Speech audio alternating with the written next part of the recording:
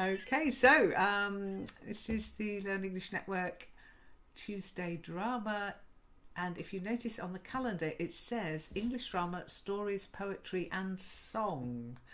And we've done a lot of drama recently, so we're going to do some stories and poetry and song for the next few weeks. And today it's going to be poetry, but sort of related to what we've been talking about before. As you can see, we're at the beach, at the seaside, and the sea has often been the subject of prose and poetry, especially in British literature, because of course we're an island, we're surrounded by the stuff. So before I introduce the poem I'm going to get us to talk about today, do you know of any stories or poems or songs that are related to the sea, either of you? Let's see if Vinay can come back. He's got voice issues, I'm afraid. But Traum, do you know of any stories or songs or poems to do with the sea in English or in your own language? No, you know, we aren't surrounded by any sea. No, you're actually the opposite, aren't you? Yes, yes. Do you know what we call I know that? Yes, you told me it several times. I don't. It's landlocked. And landlocked. Yes. Yeah. Okay, landlocked. Landlocked. Yes, of course. Actually, I know one song, but I don't know the whole lyric. It's a very old song. It's at the seaside, and an old lady, or no, I'm not sure if she was old at that time when she sang it, but it sounds pretty old. I heard it once, and but the rhythm or the sound of the song is really nice and so entertaining. And can you remember any? Oh, can you remember any of the lines in the song? It's at the seaside. No, I can't at the moment. At the moment, okay, I would have to prepare. Okay, myself next week. Yes, maybe. Okay. I mean, we did sing a song. I can't remember who was at the session, but we did sing a song together. I do like to be beside the seaside. That's what we call a seaside song. There are also sea shanties. Have you heard of the term sea shanty? It's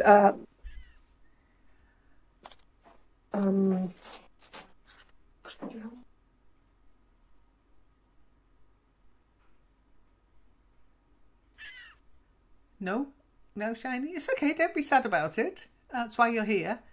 Sea shanties are the sort. Yeah, Traum.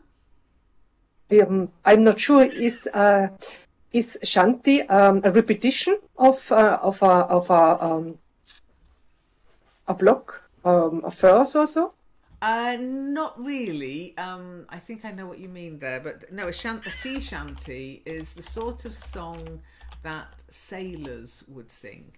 Okay, and it would be it has a chorus and then a solo, and they developed these songs for doing things like hauling in the sails or raising the anchor. I think if Son was here, she'd know one, and Aladdin as well, because we did a session on pirates quite a while ago, many years ago, and one of the songs is "What Should We Do with the Drunken Sailor?" and "Yo ho ho" and "A Bottle of Rum." They're the sort of thing that people would sing at sea, and they're called sea shanties. If you go onto YouTube, you'll find, if you just enter sea shanties into YouTube, you'll find lots and lots of people, choirs, singing these songs. Shiny, do you know of any poetry about the sea? Is it normal in your culture to have songs and stories and poems about the sea?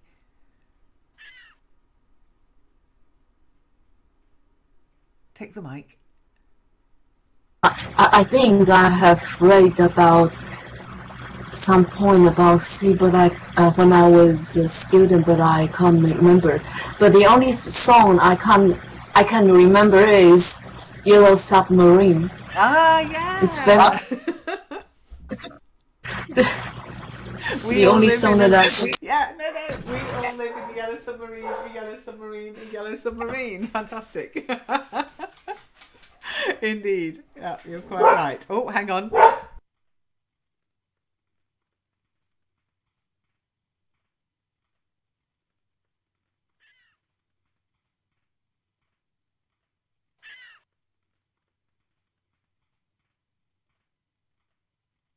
Okay, sorry about that. I had somebody ring at the doorbell, but I won't answer. They can come back. Okay, it's just a delivery. Nothing important. Okay, so today's poem is by a poet called John Masefield. Okay, and it's very romantic. It's called Sea Fever.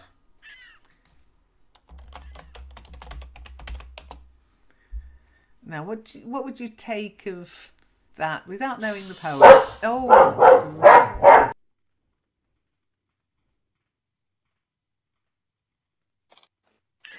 Sea fever, I would take it positively. Maybe he is inside, maybe in London where no sea is around, then he will get fever because of the absence of water. yeah. Both of you were correct, actually. So, Shiny, not some who loves the sea, someone, yeah, someone who loves the sea. So much it's a passion. Yeah, it's a fever.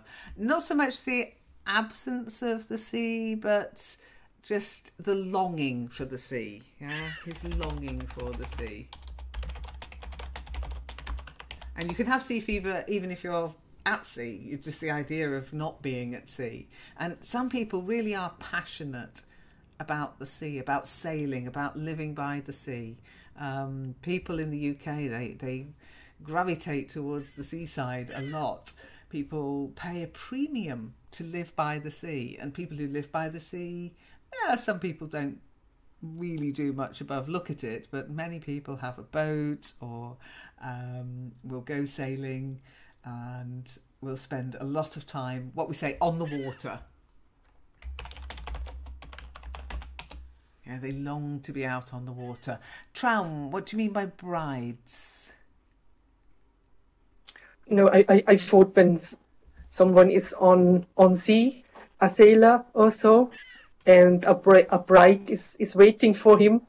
Ah, yes. A bride is actually somebody who's going to be married.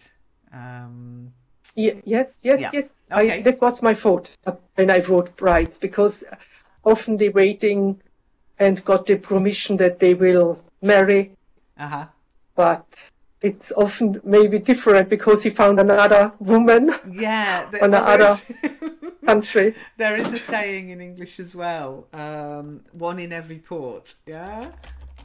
And it's basically to have a woman in every port, okay? A girl in every port. Be it a bride or a wife or just a lover, a girl in every port. Seemingly sailors are quite notorious for that.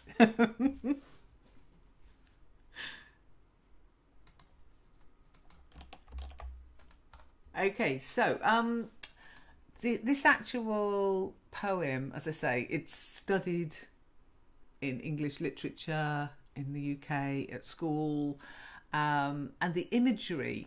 Now, when I talk about the imagery, it's the picture that the words paint when you actually listen to or read the poem.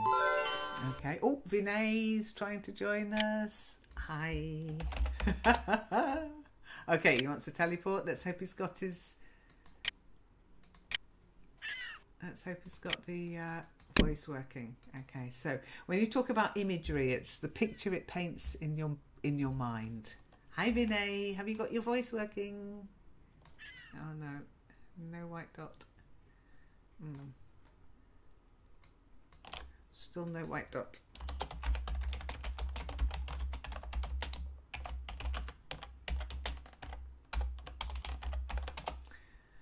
Okay, let's see if we can sort it out. So when we talk about the imagery, as I say, it's that image it paints in your brain, just the words, okay, and it gives you this idea that the person who's reading the poem, the person who's saying the words, is longing for the sea, okay, and there's a lot of metaphors in it. And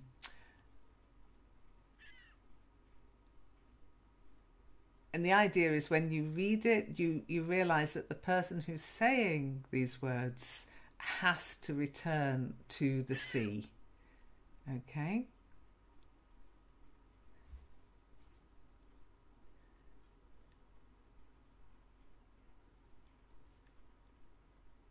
Oh, you can see a white dot, Vinay. I can't. Can anybody hear Vinay?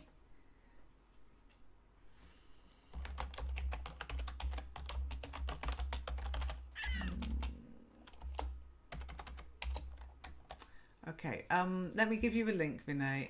I'll give you a link.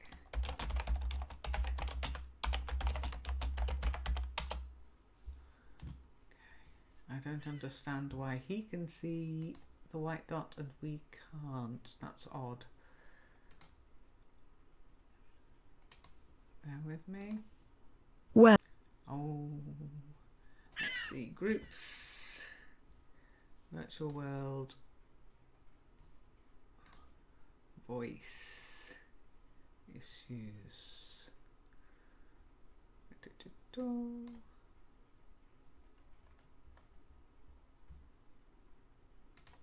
I'll give it that one. Hang on. Sorry about this. We'll try and help Vinay and then we'll get back to the session.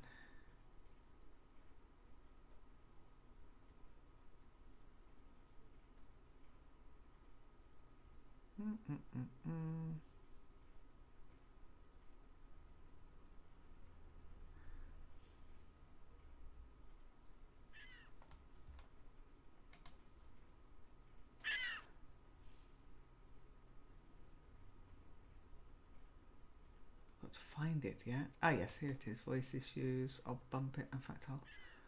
Okay.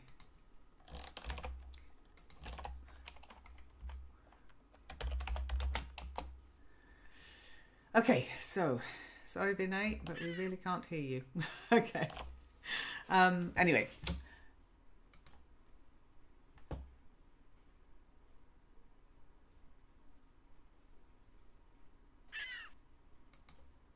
Let me give you the first verse. So what I suggest we do, there's just the three of us. I'll read the verse and then I'd like you to read it afterwards, okay? So we'll take it in turns. It's a short poem, you'll be glad to know. So this is the first verse. Just read it through without me saying anything. Ask any questions.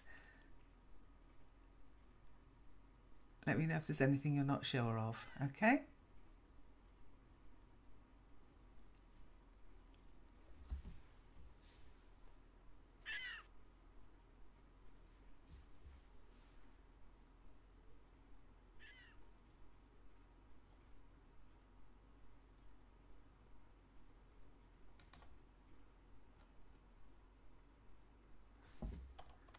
Still no white dot on, Vinay.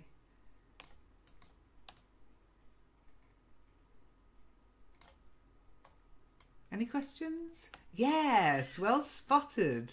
The seas. Now, we often talk about the sea, but of course there are also different seas, different names. Can you think of any seas? Because of course water is uncountable. The sea, we normally say, we use it with the article, the sea. Oh, we're going to the seaside. We're going to the sea. We sailed on the sea. But then we talk about the seven seas. I don't know if you've ever heard that. The seven seas. He sailed the 7 seas. Of course, there are more than 7 seas.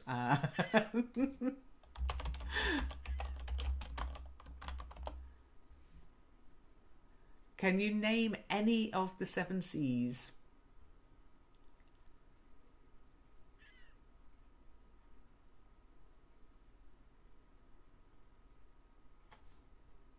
Ah, there's the Pacific, but the Pacific isn't a sea. Do you know what the Pacific is? Well done, Shiny. Pacific with a C. Okay. Take the mic. No need to type. If the Pacific isn't a sea, what is it?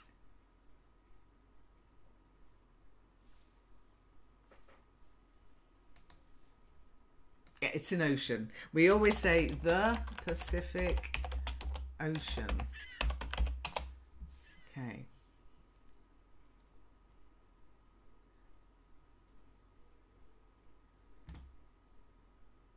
Now, strangely, the 7 seas, yeah, they are arranged around the Mediterranean Sea, the Aegean Sea, the Black Sea, the Caspian Sea, the Persian Gulf, the Arabian Sea. Now, the Arabian Sea is part of the Indian Ocean, and the 7 seas, okay, are often include parts of the ocean. Okay, it's a strange metaphor. It's almost ancient use, but we talk about the 7 seas, and what we're talking about is actually the oceans. Confused? You will be. So, the 7 seas, yes, which include the oceans, but an ocean is an ocean, not a sea. So, can you name a sea, an actual sea? What sea is the major part of the coast of the UK? What sea is the major part of the seas surrounding the UK? Any idea?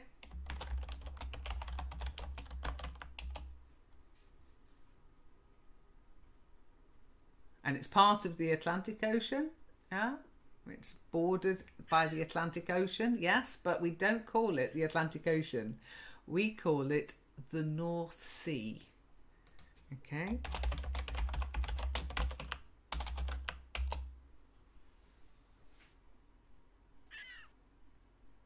Okay, so it's around Great Britain, between Norway, Germany, the Netherlands, Belgium and France.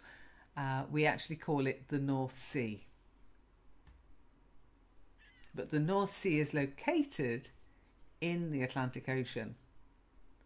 It sort of borders the Atlantic Ocean. At some point, the North Sea turns into the Atlantic Ocean.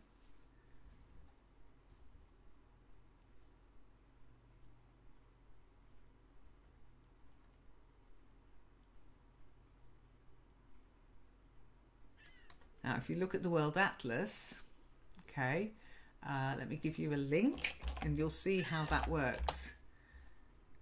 Let me just screen share it. There it is. So there you've got the Atlantic Ocean.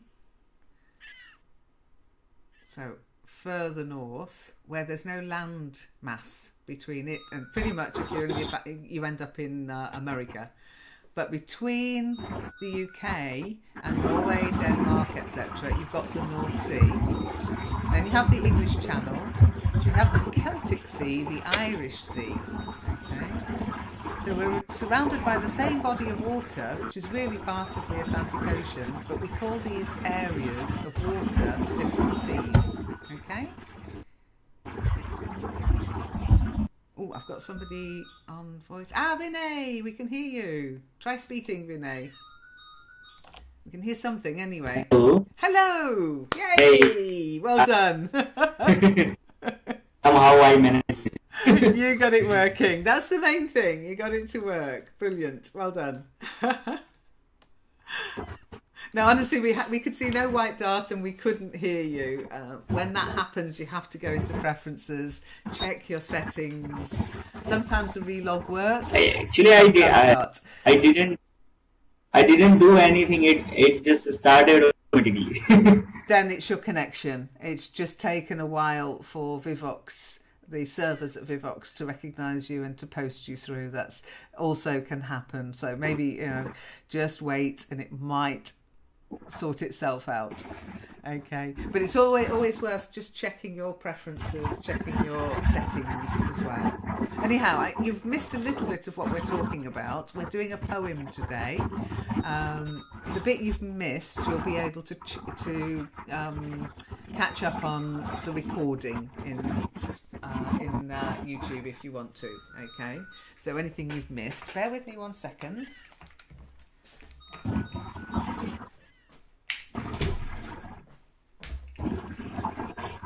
Let's all go today here.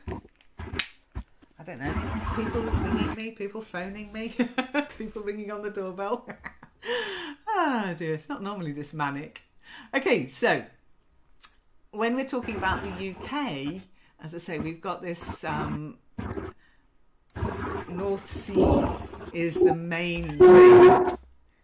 Ooh, don't forget to mute when you're not speaking, Vinay. Okay, you've got a little bit of noise coming through your microphone too. Okay, so Vinay, did you see the first verse that I posted up? Okay, were you able to see that? It's from North Sea GIF. It's a peak. Yeah, it's a peak. I can see.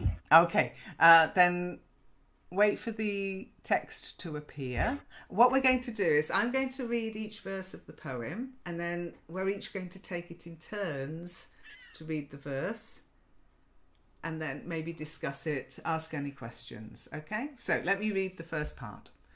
I must go down to the seas again, to the lonely sea and the sky, and all I ask is a tall ship and a star to steer her by, and the wheels kick and the wind's song and the white sails shaking, and a grey mist on the sea's face and a grey dawn breaking.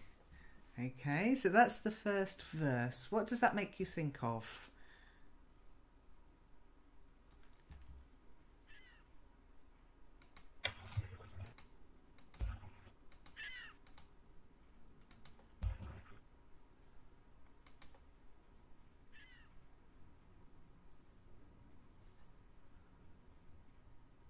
Anything?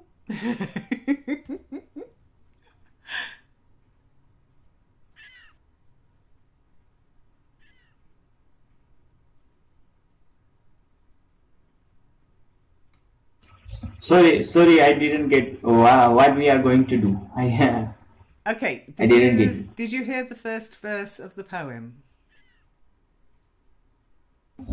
First of the poem. We're reading a poem today.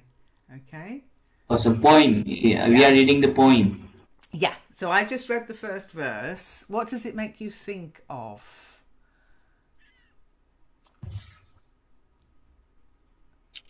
He is sick of maybe he is sick of doing something on the sea.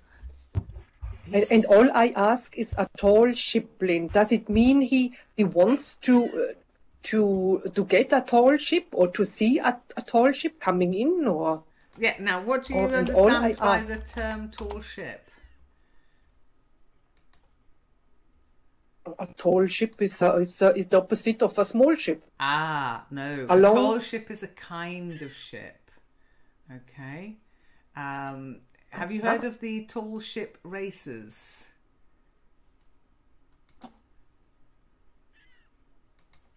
When they get on a competition, do you mean? Yep. And they're specific kinds of ships. Okay.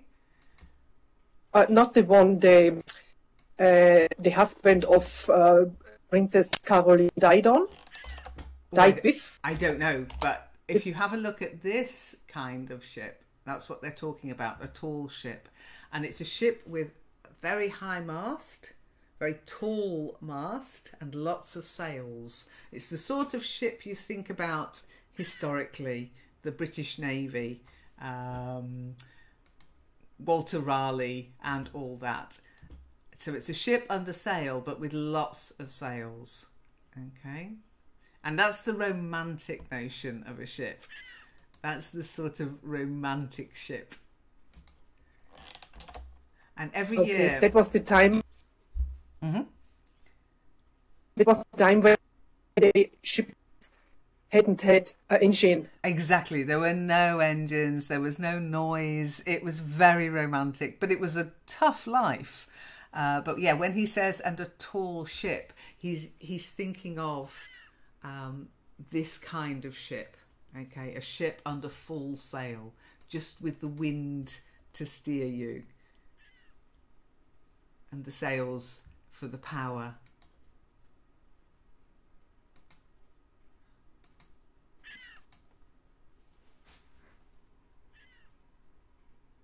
Okay.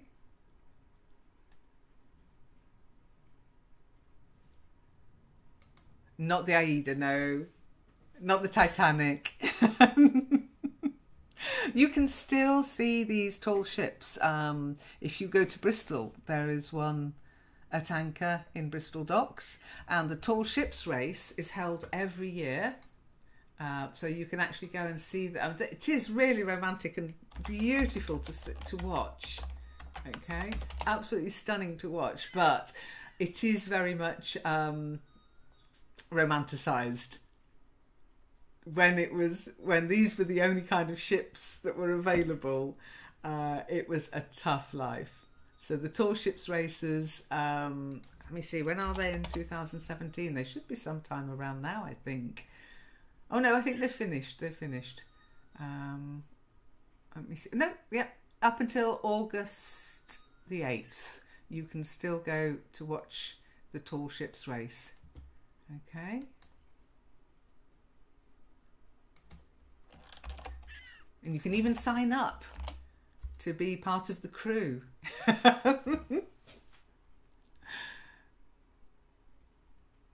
But if you imagine trying to buy one of these ships, it would be rather or have one built, it would be rather expensive.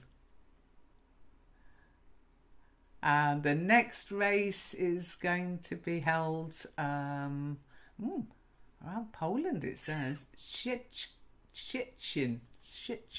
I need poetry here. I need Xanthip here. Szczecin.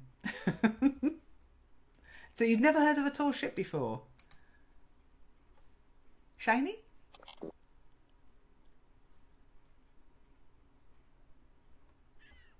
Yeah, Vinay, like the Black Pearl. The Black Pearl.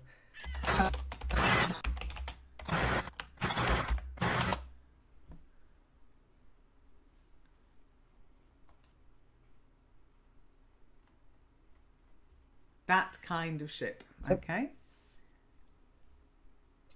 Lynn, sorry, I have a problem. In fact, Shiny's voice is so loud and I can't do anything against it. Is it not the way I did it as I used to do it when someone's voice is so loud? Yeah. I click just on the... Don't click. The box. Don't click. Just hover your mouse over her and click on the eye and then reduce the sound.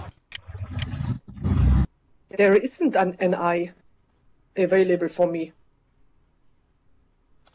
It's... yeah, I got it. Yeah. But without the eye.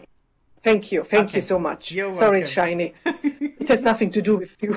No. It's my computer. What can happen, Shiny, is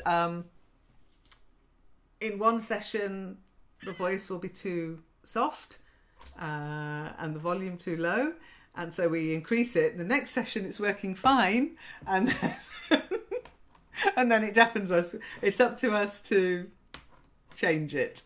Unless you're showing up with lots of red wavy lines, it's not actually your fault. It's just our settings we need to change. Okay, so that's what he means by a tall ship. Okay. Oh, let me get back to my text. Okay. All I ask is a tall ship and a star to steer her by. What does that mean? If you have a star to steer by?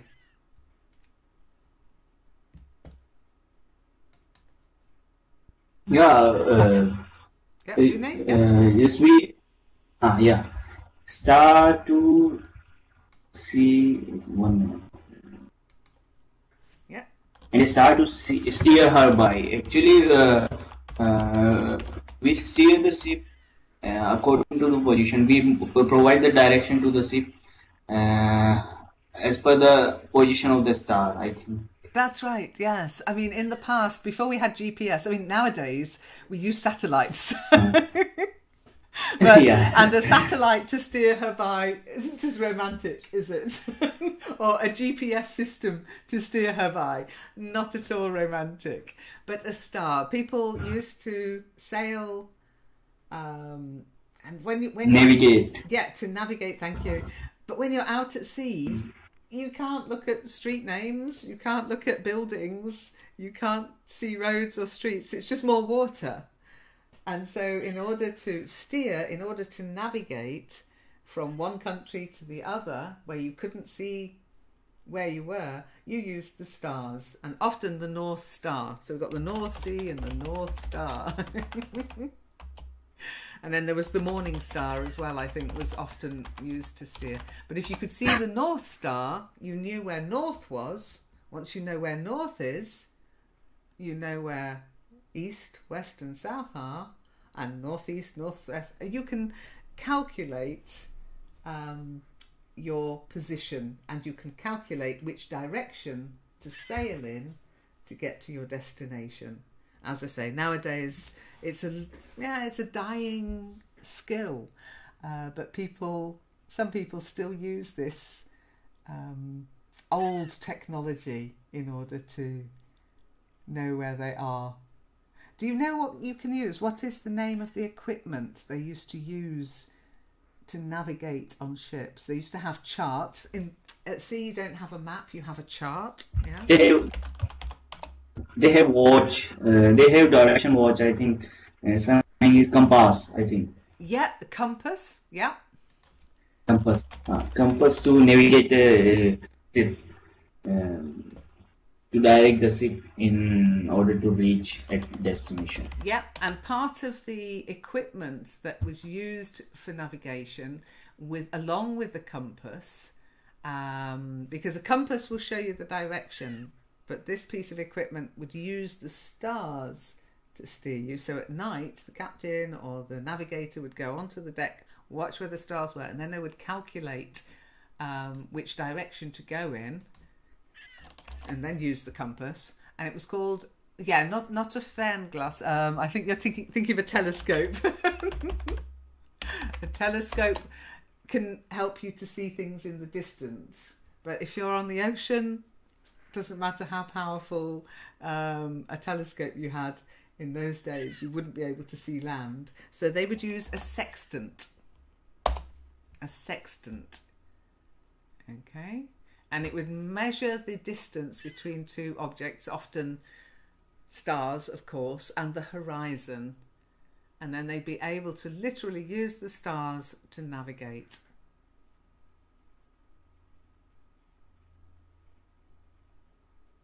And that's what they used before any of the really advanced technology came along.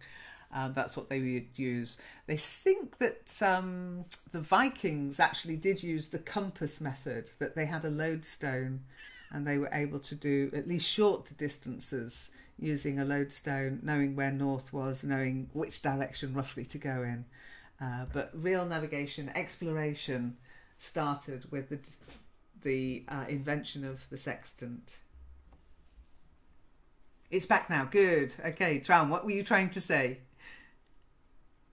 No, the only one I want to say is the book by Jules Verne. It's called 2000 Leagues Under the Sea. 20,000. This book is amazing, and he explains so many gadgets. I kept needs on a ship. Yeah. I mean, it's 20,000. Yeah, 20,000. It's almost the same. No. But, yeah, well, we did. If you remember, we did read it in our book reading sessions in Second Life. We read the whole book, 20,000 Leagues Under the Sea. Yes, Lynn. Exactly, yes. And he introduced so many names. What is needed on a ship at that time? Absolutely. What was she needed at that time? On the It's Nautilus. amazing. It's yeah, amazing. It's a great book. Yes. Yes, Yeah, I I'm was sorry, with- Shiny. I don't think you'll remember then. I doubt we'll reread it because there's so many books Yes, we of want to course. read, and we weren't streaming when we read that particular book. So, but you can read it on your own, and you can still look at Xanthip's notes on the forum. Her notes are still there, so if you want to read it, it's a fantastic book, especially if you like Yes, I love scientific. It's great. Yeah. I have it here in German, but I prefer to read it in English, of course. I think so. Yeah. But it's a must. It is. Yes, it's a classic. It's a classic, absolutely. Now, Shiny, what do you mean by it looks so complicated? What do you mean? You mean the sextant looks complicated? Page, and it looks so complicated for me. What it has so many, I don't know how to say, pipe, stick. Well, it's got so many gears and levers and magnifying glasses and measurements. It's incredible.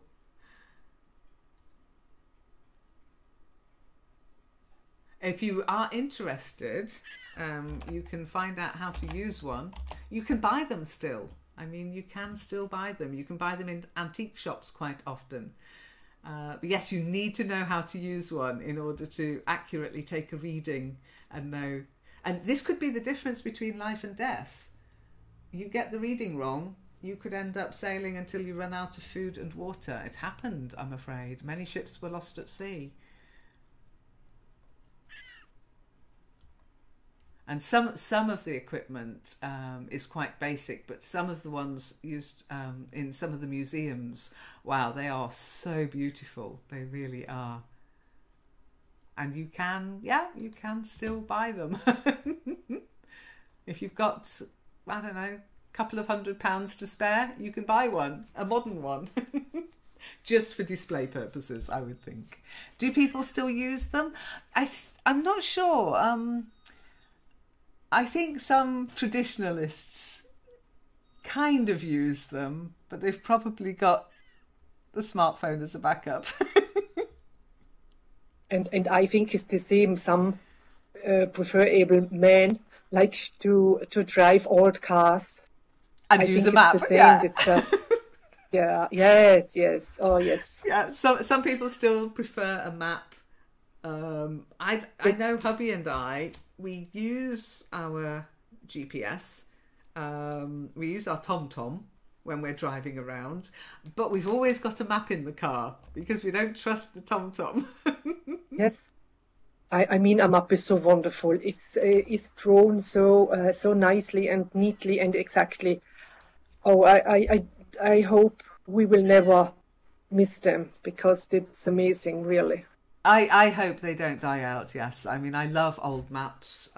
We've got a couple of old maps. It's lovely to find an old map of a place that you know, an area that you know. We've got an old map of Shrewsbury, of Shropshire, on our wall, hanging on the wall, because the old maps, they're even nicer than the new maps. That said, I still like my TomTom.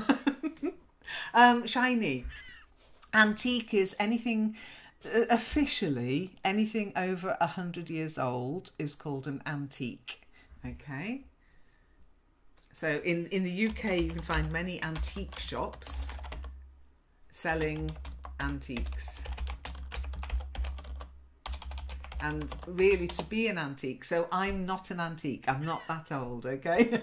Not yet. But sometimes it's used just to say something's really old.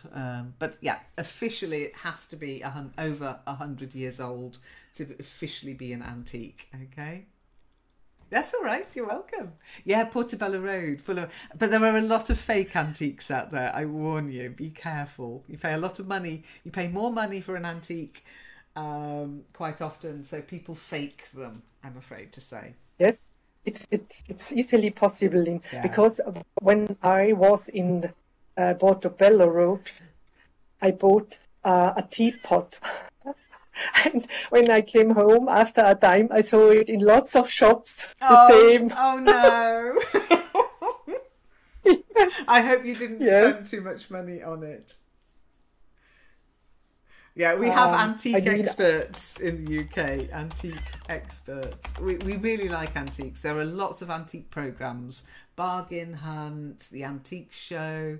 What else? Oh, there's something, Flog It. It's all about antiques. We just love old stuff, okay? It might sound a bit odd, but it's big business, and it's a lot of people collect antiques, antique furniture, antique memorabilia, and antique tools, antique equipment, marine equipment like the sextant. If it's a real antique, it's worth a lot more than a modern one.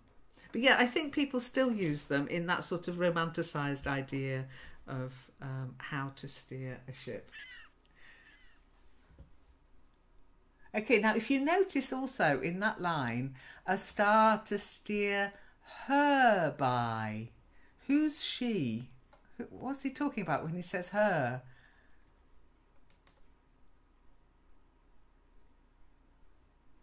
What do you think he might be talking about when he says a star to steer her by? Her it is used for the ship, I think.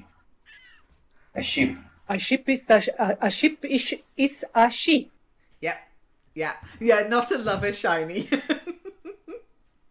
You shouldn't try to steer people. But the ship, the tall ship he's talking about, he's given it this. You know how normally things are it in English, yeah. Oh, that's a nice ship. It is.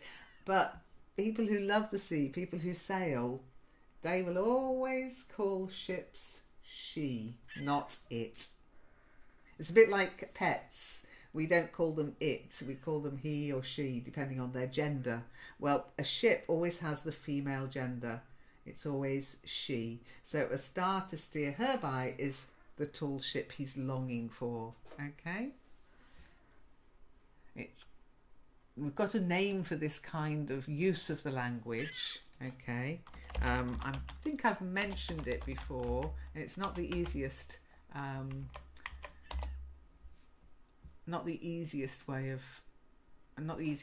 word to remember. Okay, anthropomorphism, to put human qualities onto an object or even an animal. Anthropomorphism. Yes, quite often men will call their cars her or she as well. Yeah. Absolutely, Shiny. And we do it to things that we attach ourselves to as well. We give them a gender. And with ships, the gender is all, in English, the gender is always female. Okay? Lynn, is it not true that the tank of a car is also called a she? I fill it up. I fill her up. Yeah, they're talking about the car though, rather than the tank. Fill her up means the car. Okay, you're filling the tank, but the tank is part of. It's like, you know, your heart or your stomach. It's just part of you. So they're still talking about the car. Fill her up means fill the car up, okay? No, women tend to use she for ships as well. Again, it's that romantic notion, this romanticism of the sea and anything in the sea and on the sea. Okay? Okay, so I've read it. I think now it's your turn. So let me post it up, and I think Traum, you were the first person. Oh no, Shiny, you were the first person to speak to me. So if you'd like to read this first verse, and remember this is a poem about longing. So try and sound a little wistful, a little longing, okay?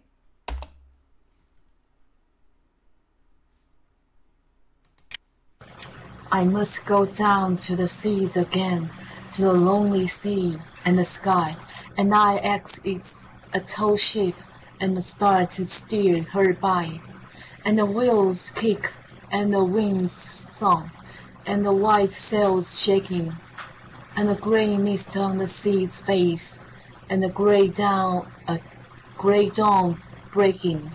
Well done. Very nice. Very wistful. Excellent. And it implies to me that he's the person who's speaking. I'm going to say he, because I think it is a man speaking, is somewhere in the UK because of the greyness. Grey mist, that's the UK. Grey dawn, definitely the UK. Okay, what type of weather do you think he's imagining with this line? The wheels kick, the wind's song, and the white sails shaking. What sort of weather do you think he's thinking of?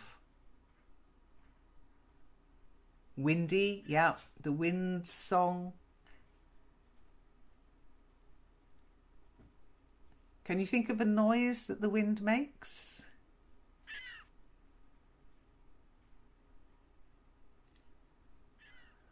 What kind of noise can you describe the wind with?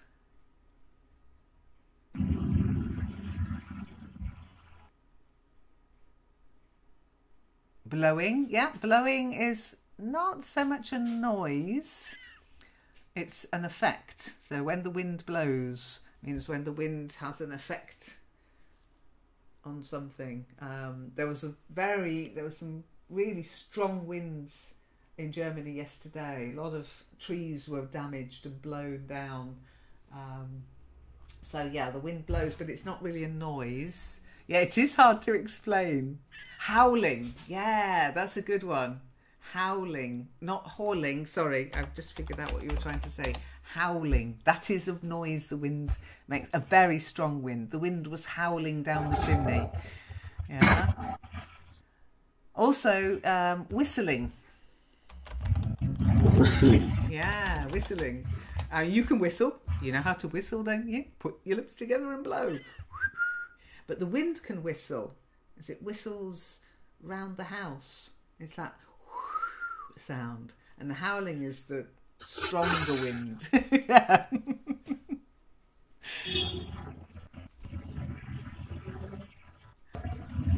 And what do you think he means by the wheels kick? The wheels kick, the wind song. What wheel? I thought we were on a boat. We were in a ship. Oh yes, they mean the wheel. You can drive the ship to the left or to the right side. Yeah. Is it like the car wheel? It's a ship wheel. Yeah, exactly. So even in cars, we have a steering wheel. And in a car, the steering wheel helps you to drive the car. On a ship, it helps you to steer. That's where this word steering comes from. Okay, so the wheel on the ship is the captain's wheel, the steering wheel on the ship. I mean, nowadays, yeah, they have levers and pulleys, etc. But the wheel on a ship, what they just call the wheel, is the steering mechanism. Okay, and all it does is it alters the angle of the rudder at the back of the ship, and that steers the ship. Okay, so it's the ship's wheel or the wheel of the ship.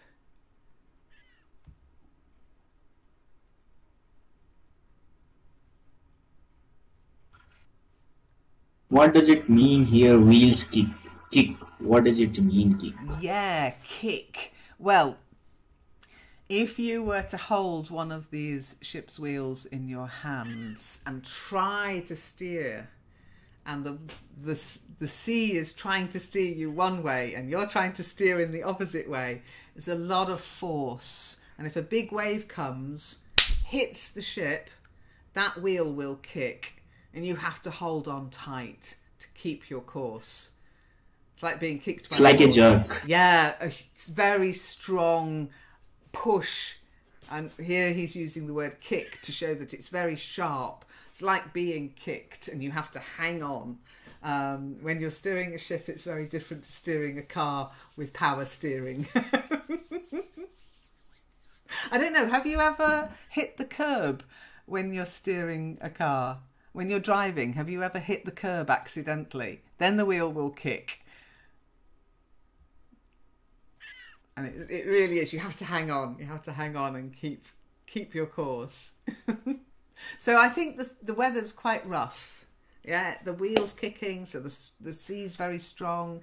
The wind is singing. It's a strong wind, and the sails are flapping and fluttering, shaking. The white sails shaking. So I think he's actually imagining rough weather as if it's a good thing. He likes it. He likes the fight, maybe, the power of the sea. I mean, if I imagine sailing on the sea, I prefer to imagine blue waters, calm water, a slight breeze.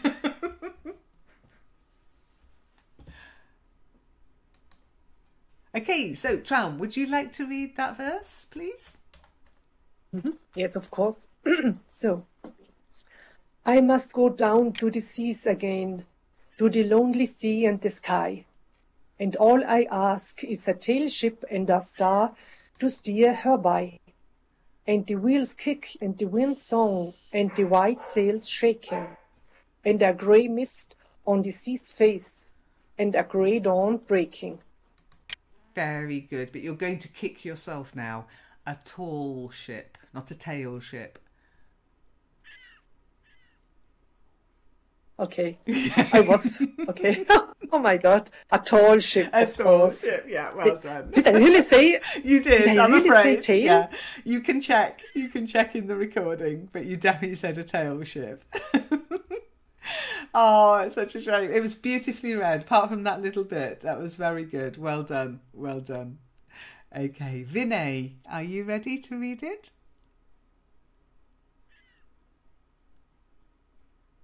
Yes. I must go down to the seas again, to the lonely sea and the sky, and all I ask is a tall ship and a star to steer her by, and the wheels kick and the winds song and the white sails shaking, and a grey mist on the sea's face and a grey dawn breaking. Very good. Well done. Okay. So, any questions now that you've all read it?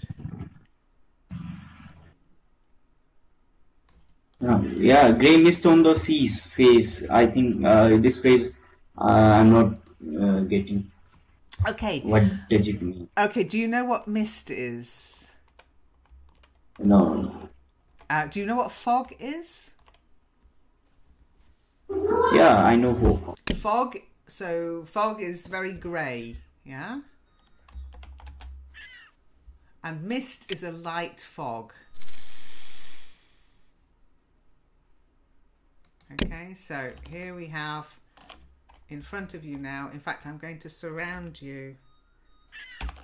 Hang on, Vinay, I'm going to surround you with mist.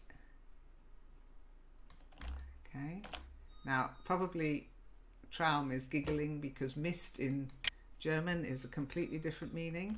But if you look around you now, Vinay, you're covered in a grey mist. Now the sea in the UK, often wherever there's river or water, because of the weather there and the difference between heat and cold, it will be very misty in the mornings. Okay?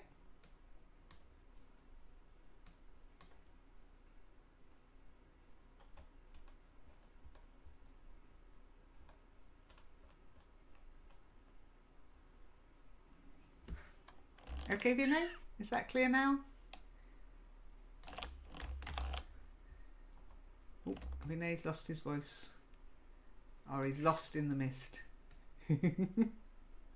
Sometimes we talk about the mists of time. Lost in the mists of time. Okay, but in this case, it's just the grey mist that's floating above the water. And again, I don't know why you would want to experience this, but this guy obviously really loves the sea. Let me I'll take the mist out to sea now. But truly, it is like that in the UK. Whilst I was on holiday, every morning was misty. Okay. He's not seasick. No, seasick would mean when you're at sea and you feel sick. This guy's a sailor. Sailors don't feel seasick. Okay, you might feel seasick the first time you ever go sailing, but eventually you get used to the motion and you get land sick. Because you miss the motion of the sea. But yeah, seasick is that feeling of wanting to vomit, wanting to be sick physically when you're out at sea and the water's moving and your body hasn't got used to that motion. That's seasickness, okay? Now he's more, it's like the sea is his home and he's feeling homesick maybe. Homesick is when you miss home, yeah?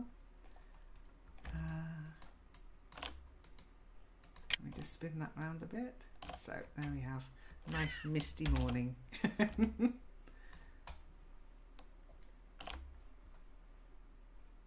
So I'm still not sure if Vinay understands what this grey mist is, but the sea looks grey.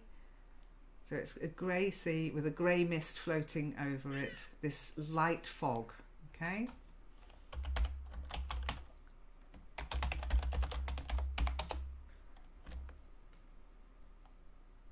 Okay, so the next verse, see how we're doing for time. We're running out. So, I must go down to the seas again, for the call of the running tide is a wild call and a clear call that may not be denied. And all I ask is a windy day with the white clouds flying and the flung spray and the blown spume and the seagulls crying. That one's for you, Traum. I know how much you love the sound of seagulls. Yes, Lynn. I'm not so sure if I liked the sound really of those nice birds. Especially not during an English session. Okay, any questions about the words here?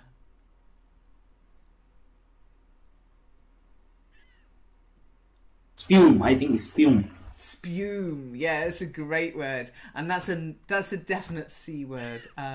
You can get spume in a river, but it's more likely on the shore, and it's basically the foam that appears on waves. When you've got rough sea, you have waves, and it's really rough. Those waves at the top, they have a sort of foam. And sometimes in the UK, when you go to the seaside, you'll find the foam just lying along the beaches, this spume, okay?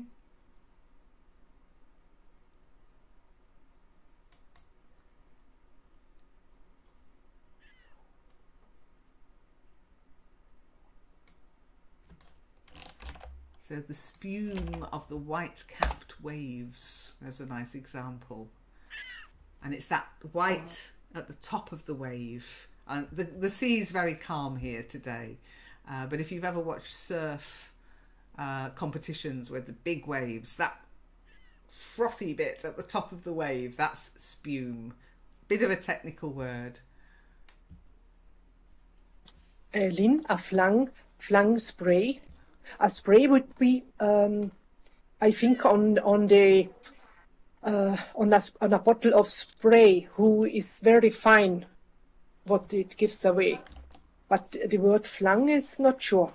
Okay, it's I'm the not sure what this power meant. of the spray. So if you throw a ball, okay, you fling it, okay? If you just throw something away, you fling it away, you throw it. And if you've got spray coming in off, imagine you're sitting in the boat, the waves are hitting the side of the boat and the spray is being flung at you, so you're covered in the spray of the water. That's the force of the water, yeah?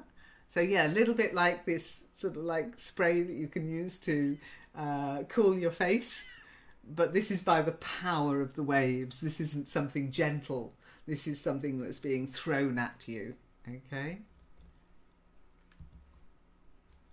I can imagine. Yeah. Okay.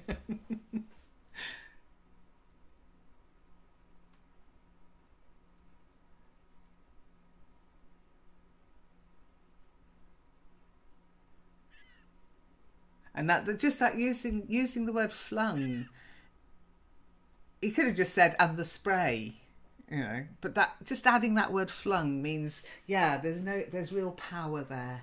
There's no control. It's just being thrown at him. He can't control it. But maybe that's what he likes. That's what he misses. The feel of not being in This control. is an adjective, flung. Flung, yes, it's being used as an adjective there. The flung spray, yes.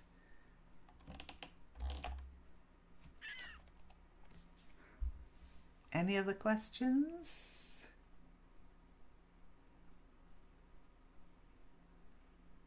I always thought that seagulls, the word is written in one, not separated with a... Well, remember, this poem was written many years ago, and words that have a hyphen, often in the past there would have been two words, then somebody hyphenates them to join them together, and then suddenly they become one word through use.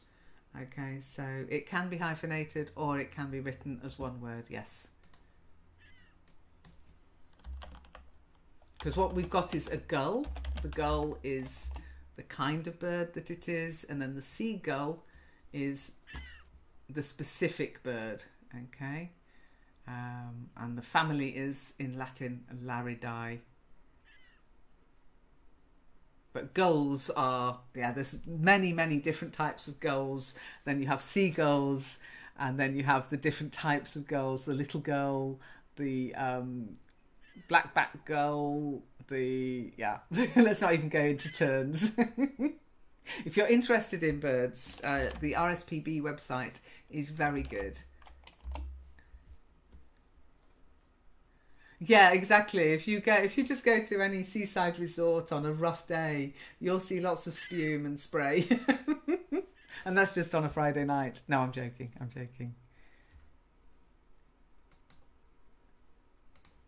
Okay, so no more questions then. This time, Traum, if you'd like to read it first. Okay. I must go down to the seas again, for the call for the running tide. It is a wild call and a clear call that may not be denied. And all I ask is a windy day with the white clouds flying, and the flung spray and the blown spume, and the seagulls crying. Very good. Good. Now, sometimes you might think a seagull squawks as well, but they cry. The cry of the gulls. Very good.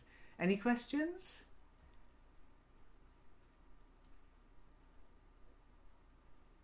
Okay, Vinay. Lynn? Oh, sorry, I thought I was talking. Very good. Any questions having read that? As for me, the text is clear, but I wasn't sure about the word spume. Spume? How is it pronounced? Spume. Spume. Okay, yes. Then I was right. Yeah, Spume. good. It's a U sound. Spume. It's a very it is the sort of word that a poet would use rather than something you would say on a walk along the seafront. You wouldn't go, oh, look at all that spume. Then you'd just say, oh, look at all that foam. Oh, there's a lot of foam on the sea today. Or the sea's rough today, is normal. But spume is a sort of poetic word. Okay. Vinay, would you like to have a go?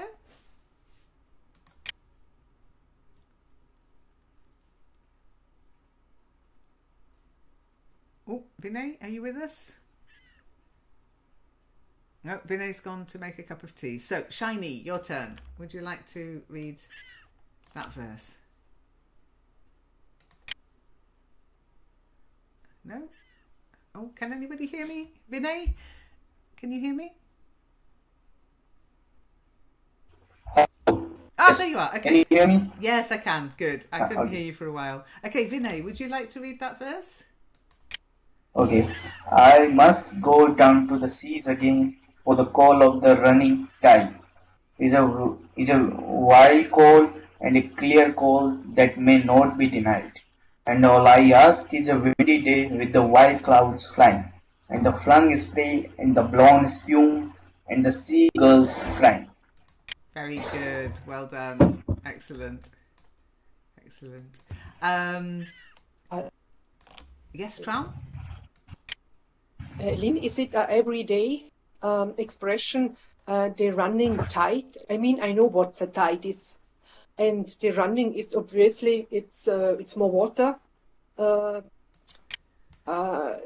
coming in. And what's in running tide? Is it an everyday use?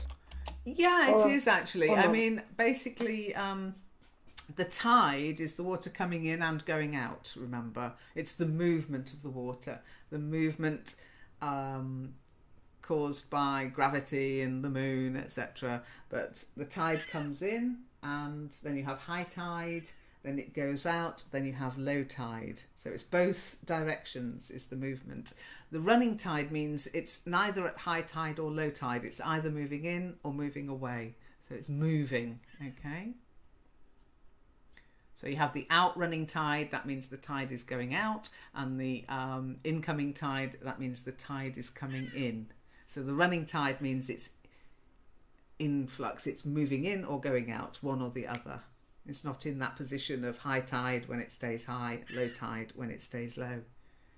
Okay? Mm-hmm. Shiny's got a question about Kitely here. Why did it show you as away? Because it means you didn't move for a while, you didn't speak for a while or type for a while. It will just automatically assume you're off making a cup of tea, Shiny. Okay, so Shiny, would you like to read that verse?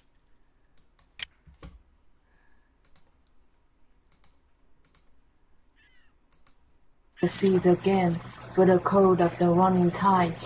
It's a wild cold and a clear cold that may not be denied.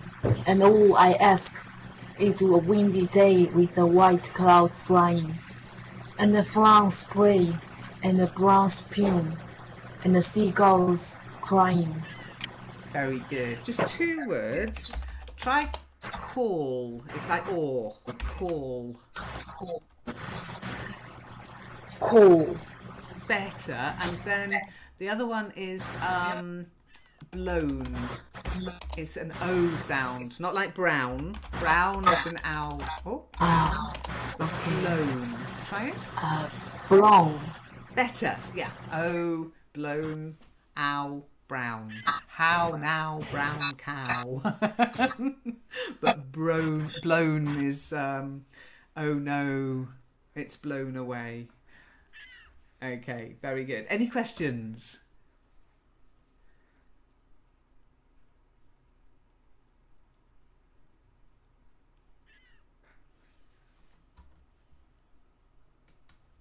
Everybody happy? Okay, let's do the last verse and then we'll finish for today. Oh, cold, call. So cold is like an O sound and call is more or. Okay, so cold. Oh, hang on.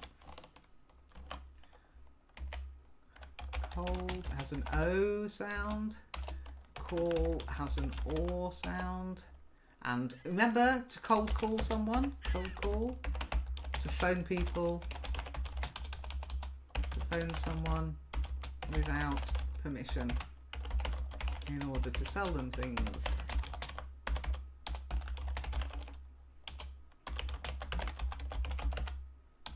Okay. Yeah, same pose, pause, tall, told. You know, that o and or sound. Okay. To cold call. Try saying that, Shiny. Cold call.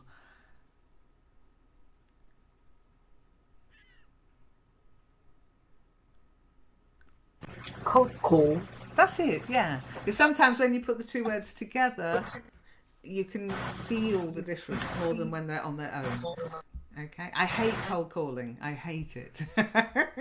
I never answer cold callers, and if they do get through, I just hang up on them. I say, sorry, not interested, but they're gone. Okay, so the last verse. I must go down to the seas again, to the vagrant gypsy's life, to the gull's way and the whale's way, where the wind's like a whetted knife. And all I ask is a merry yarn from a laughing fellow rover, and a quiet sleep and a sweet dream when the long trick's over. Okay.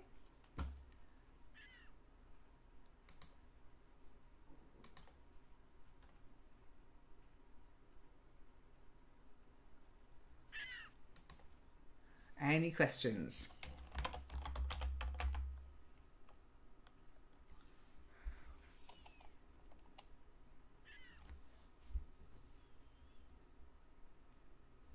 Is Lynn wetted? Is wetted and wetted? Isn't it an old expression? No, you wet a knife when you sharpen it. Uh-huh. Yeah. When I've when got a it's sharp. whetstone. I have a whetstone. Yes, me too. Yeah. So to wet. Each I mean, household people should. tend to say to sharpen, but a professional sharpener wouldn't say. Oh, he says, "I'll wet your knife." You can wet your whistle as well. And a lot of people. Now, is wet your whistle with a WH? Ooh, let's just check. Whet your appetite is better. Yeah, you whet your appetite by looking at pictures of food.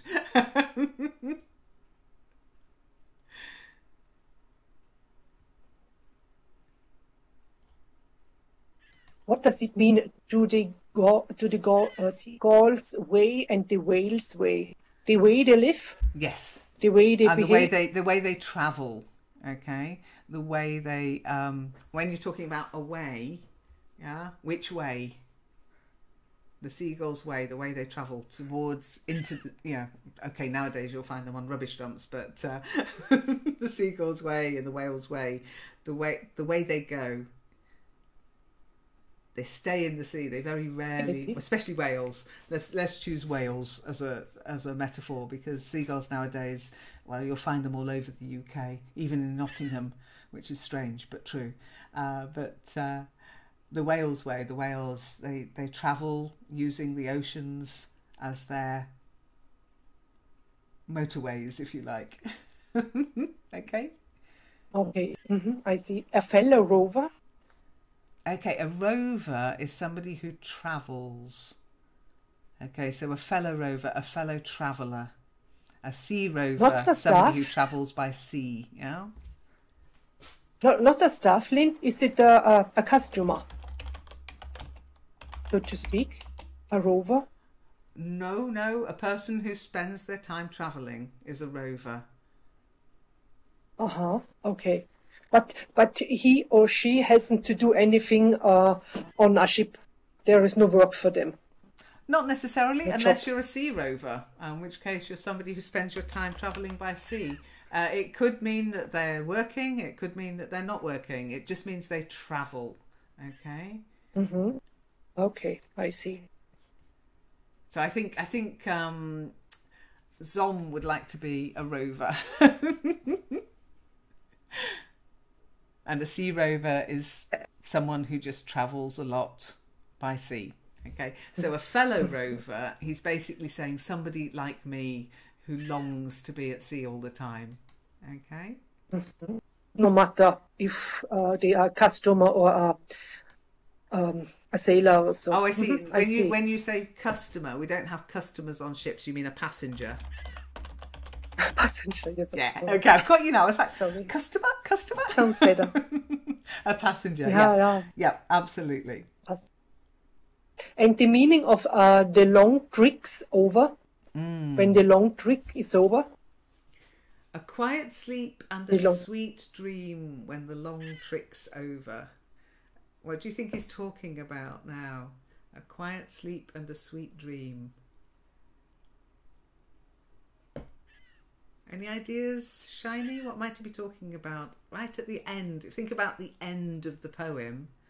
He's saying, when the long trick's over, I just want a quiet sleep and a sweet dream. So he wants an adventurous life. He wants the life of a sea rover. He wants to be, and he doesn't want an easy life. He wants the wild sea. He wants the strong winds. But at the end, he wants a quiet sleep and a sweet dream. What do you think it might be a metaphor for? Or the end of his life, maybe. In some ways, this poem is about life. He wants a life at sea, but at the end, he thinks of his life as a sea voyage, and at the end of his life, he wants a quiet, easy, kind death, if you like. Okay, it's a metaphor. To me, it's a metaphor for death at the end. Okay.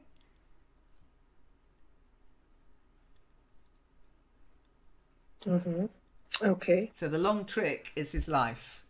The long trick. It's a funny way to talk about life, but maybe we are all living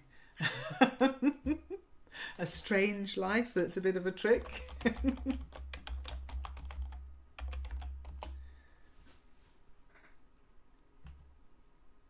Some kind of deception, maybe.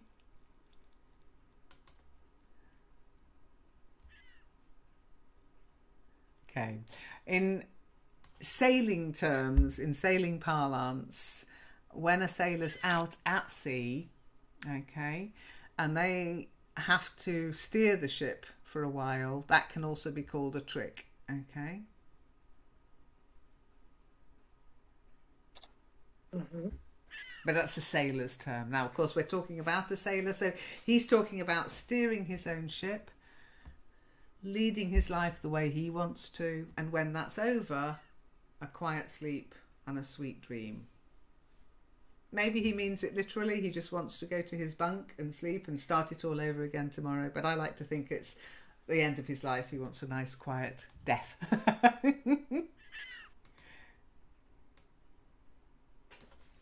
Here you are. Here we go. Hang on. Sea terms. Sea terminology.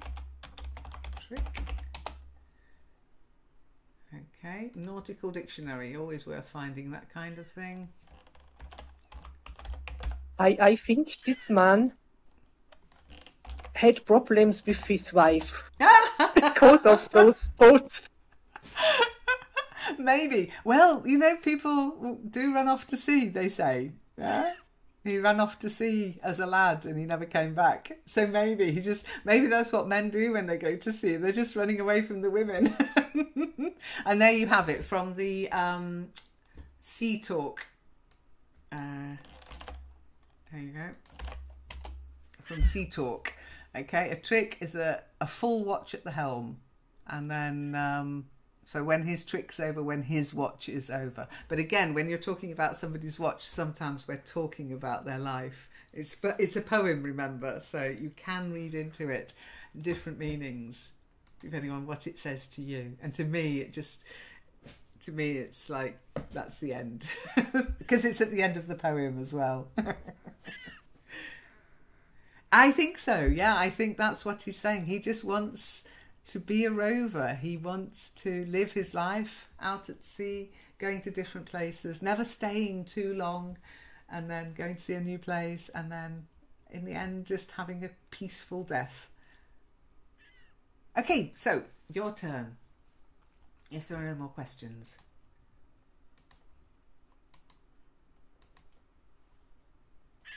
Shiny, it's your turn. I think so, yeah. It's so your Shiny, your turn to go first. Yes, give it a go, please. I must go down to the seas again, and the vagrant deep sea life to the seagull, to the gold's way and the whale's way, where the wings like a weighty knife. And all I ask is a merry yarn from a laughing fellow rover, and quiet sleep and a sweet dream when the long trip's over. Very good. Well done. Just the one word there. Laughing.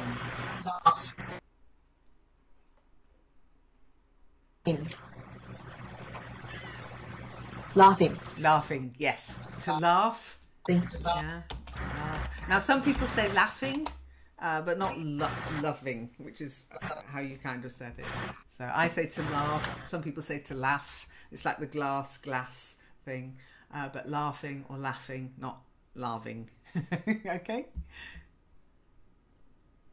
Any questions?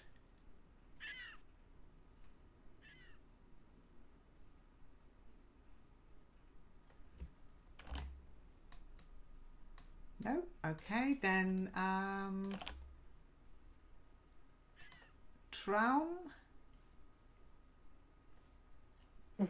Okay, I'll start. Okay. I must go I must go down to the seas again, to the vagrant gypsy life, to the gull's way and the whale's way, where the wind's like a whetted knife. And all I ask is a merry yawn from a laughing fellow rover, and quiet sleep, and a sweet dream when the long trick's over. Very good. Just the one word, yarn, not yawn. Yawn is when, let me just see if I've got a yawn. I'm not sure if I've got a yawn. I haven't got a yawn. But when you yawn, when you're tired, like, I'm so sleepy, that's a yawn. A yarn is a story or a tale. Okay. So yarn. Try it.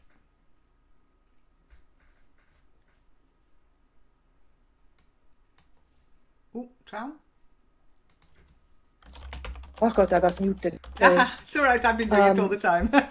Go on.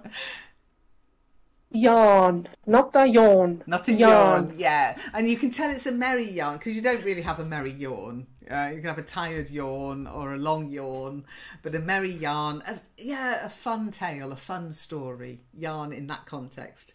Yarn can also mean thread, but in this context, with that word merry, you realize, and talking about the sea and sailors, they love telling stories. So a merry yarn, a fun story. Okay? Any questions?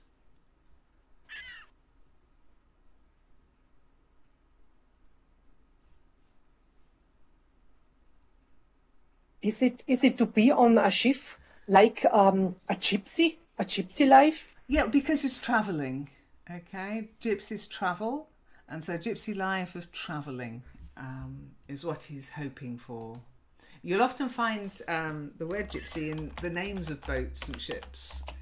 Okay, and sea gypsies are basically an ethnic name of a group of people who travel on the sea.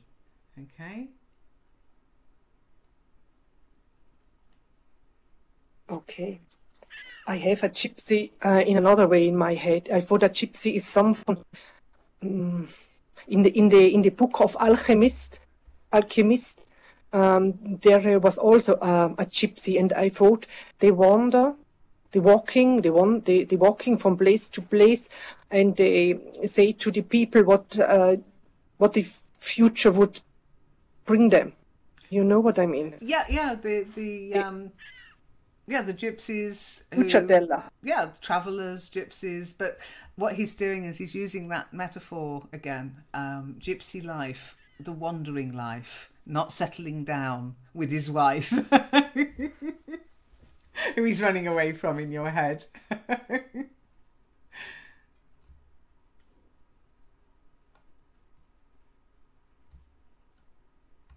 Okay.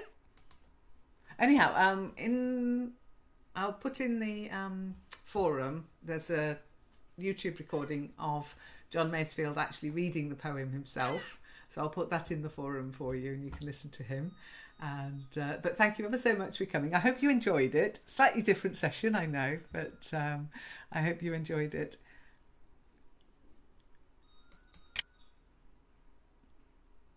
Good. Shiny, was it okay for you?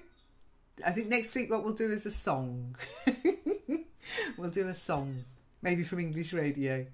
You're welcome. Thank you, Traum. Don't forget to stand up before you switch off, and just to make sure your avatar doesn't get messed about. Yep. Okay, good. You're welcome. It was fun. Thanks a lot for coming. Take care. Bye.